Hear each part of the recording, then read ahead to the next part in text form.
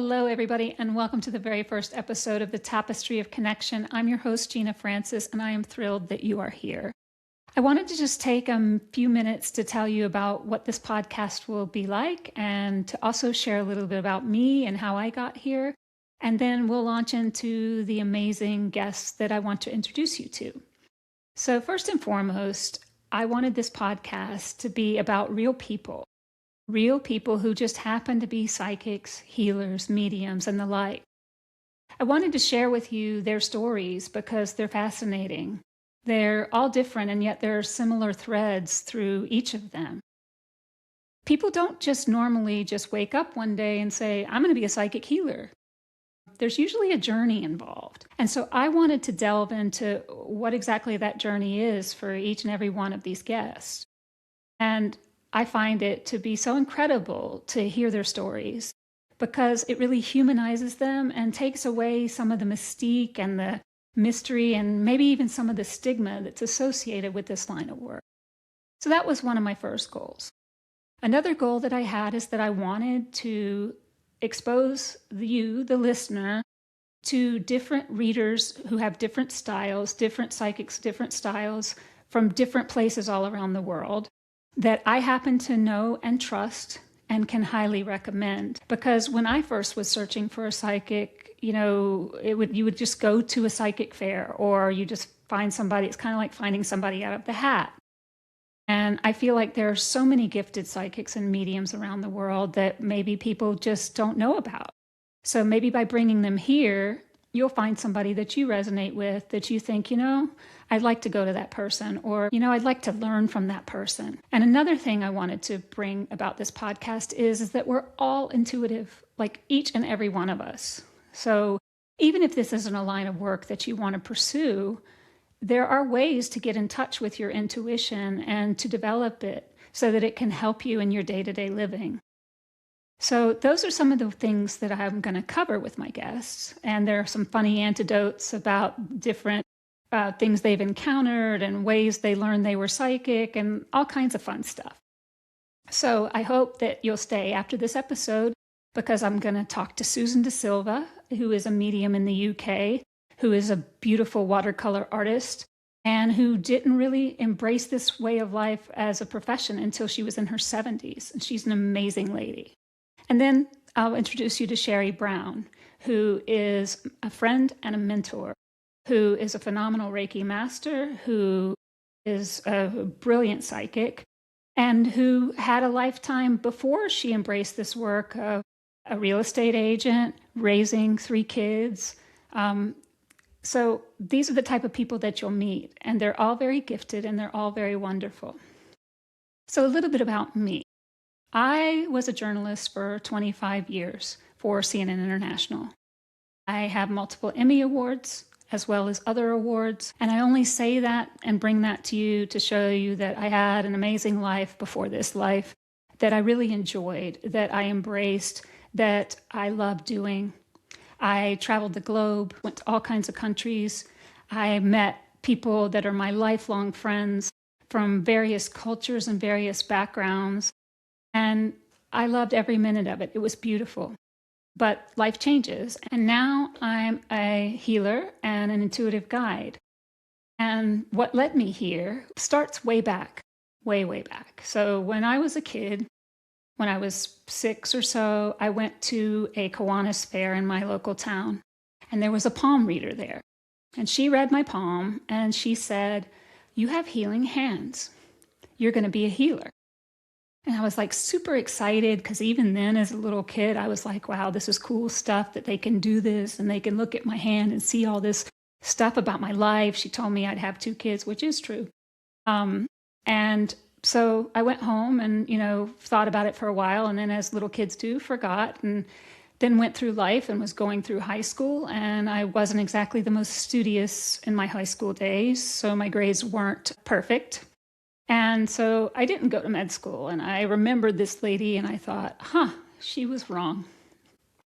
Well, I started as wanting to be an actor because I loved performing on stage. The funny thing is I don't really like being me in front of people because I'm awkward and a little weird and, a little different. But I wanted to be an actor, and I was partying a lot, for lack of a better word, and really getting into some things that weren't so great. And so I had to make a decision. I was at a crossroads in my life in college, and so I had to decide whether I was staying with old playmates and playgrounds or if I was embarking on a different life. And so I chose Russian studies. Don't know why, really, honestly, and that's kind of the story of my life. A lot of times I don't know why. I just do things. I just feel led to do them, and I do them. And so that led me to living in Russia for a short time when I was 19 and working for the Goodwill Games. Then somebody from the Goodwill Games remembered me for the Olympics in Atlanta in 1996. And then from there, I got my job at CNN International, where, as I told you, I spent 25 years. And it was great. So I've always been sort of fascinated by psychics and healers and all kinds of people. The thing was, is I didn't think I had any of that ability. I thought that it was just for special people. I thought it was just for people who came into this world gifted like that, and that I never had a chance to be a psychic or not a medium for sure. So, I tried to live vicariously through TV shows and things and books. I read Edgar Cayce, ESP book in the 6th grade. In the 7th grade, for my science fair, I made a Kirlian photography device, which for most people who don't know, that device is made to take pictures of auras. And looking back on it now, I can only imagine what the teachers at the school were thinking when I brought that as my project. I know they thought I was a weird little kid, and that's fine because I was. But so I had it sort of in my background where I was wanting to be a part of it. But I never thought, like I said, that this would be something I'm doing. And now I'm a healer, and I'm a medium, and I'm a guide, and it's phenomenal, and I love it. While I was working at CNN, I pitched a program on intuitive healing because I had seen stuff about Reiki, and there was a show on Lifetime at the time called Life with Lisa Williams, who was a medium. There were starting to be more programs like the show Medium, where they were starting to represent people in this field in a slightly better light than had always been represented. And so I had pitched this story of like how this is maybe going more mainstream. And so for whatever reason, the powers that be let me do this story. I still can't believe it. But Lisa Williams was a guest. Judith Orloff was a guest. And then there was another Reiki healer, Carolyn Coleridge, who was a guest. And this, now looking back, was probably one of the pivotal turning points in my journey to becoming a psychic healer. So at the time of us doing this program, I had enlisted some help from some friends, international war reporter. She agreed to be the front and to report this story for me, which was amazing in and of itself. And at the time, my father had passed away a few years before. And I was really afraid of mediums in a certain way because I didn't know what to expect. Well, we went to the interview with Lisa Williams, and it just so happened to be the anniversary of my father's death. So we were doing the interview. I'm producing, our cameramen were there. The reporter, is asking all her questions. And then we finish, and she says, "There's somebody here. There's a man here. But he's not here for you. He's here for her." And she pointed at me. So we switched places, and I got my first ever mediumship reading. And Lisa Williams connected to my father. And I want to just backtrack a little bit to tell you, I was there when my father passed away. My whole family was.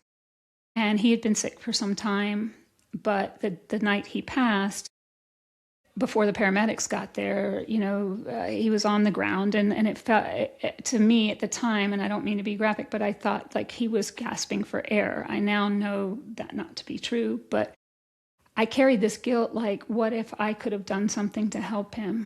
That I didn't do enough to help him. Maybe if I had done something, he would still be here. And I had this image etched in my mind of my dad on the ground, struggling to breathe.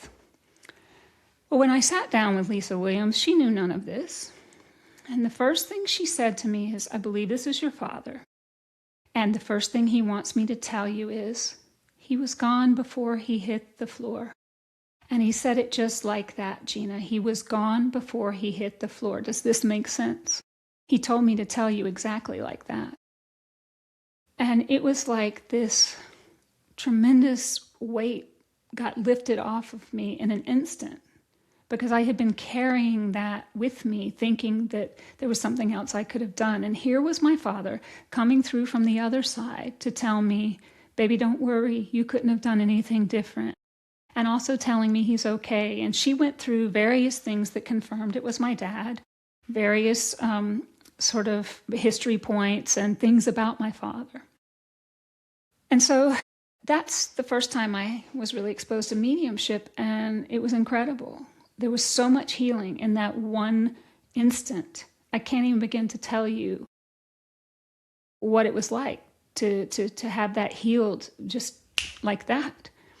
And so that changed my view of mediumship, because I experienced it firsthand. Now also, we interviewed Judith Orloff, who has written several bestsellers, who is an MD, who also just happens to be a practicing psychic. And she was all about marrying modern medicine with the intuitive side of things.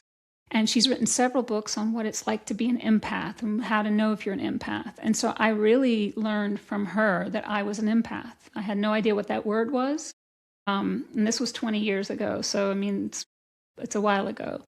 And, you know, she really was one of my first educations into what it's like to be an empath and what I can do to shield my energy and not pick up other people's stuff and, you know, recognize when I'm taking on someone else's energy that's not my own. And she gave me my very first Reiki session. So I admired her for all that she had accomplished, and her memoir, Second Sight, is an amazing book. If you'd really like to read someone's journey, that brilliant doctor, but also incredibly intuitive, and how she came to marry those two things, her memoir is a wonderful book to pick up. So fast forward a little bit, and now I'm going through something very traumatic in my life. And I happened to go to a psychic fair thing at lunchtime and picked a psychic out of a hat. And this time I got lucky, because this psychic was Sheri Brown. And she read me like a book. She knew everything that was happening. I had never met this woman in my life. She started telling me things about my situation. I mean, my jaw was on the floor. There was someone with me that was my friend, and they were blown away as well. And she recommended, because of what I was going through, to come to her office and maybe do some Reiki. She was very gentle. She wasn't pushy about it. And so I was in a place where I really needed help. And so I went and started getting Reiki from Sheri. And over time, Sheri started telling me about that I was actually psychic, that I was actually intuitive, that everybody is psychic and intuitive. And Judith had also said that everyone has intuition. It's just whether or not we choose to tap into it. So here's the second person, Sheri, telling me, hey, you know, everybody's intuitive, and you're very intuitive. You just don't know it. Well, I had a lot going on. I was raising 2 little kids. I was in a very high-pressure job.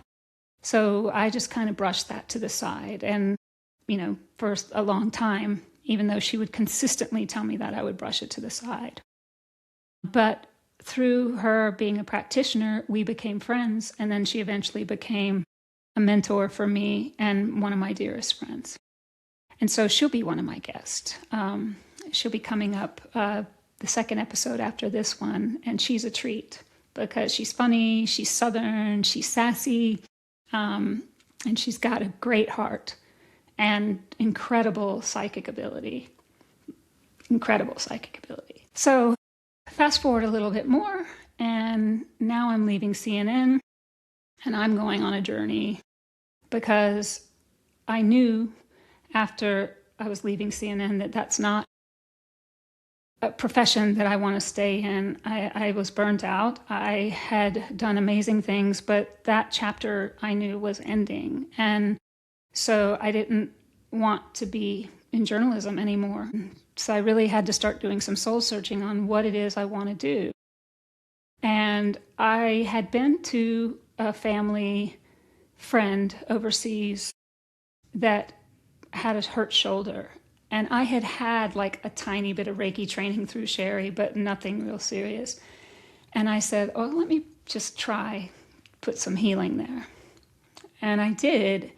And she said, oh my God, I can feel the energy. And I was dumbfounded because I hadn't like practiced this in years.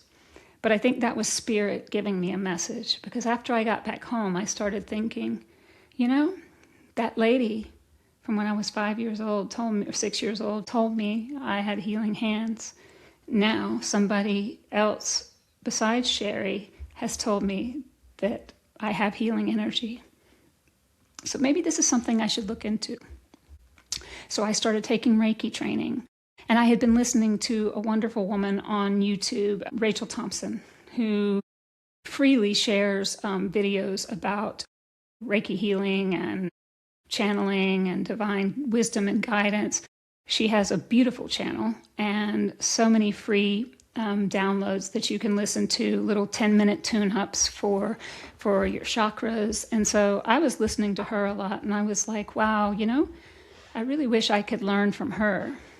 And then next thing I know, I find out she's offering Reiki 2 and Reiki Master courses over time.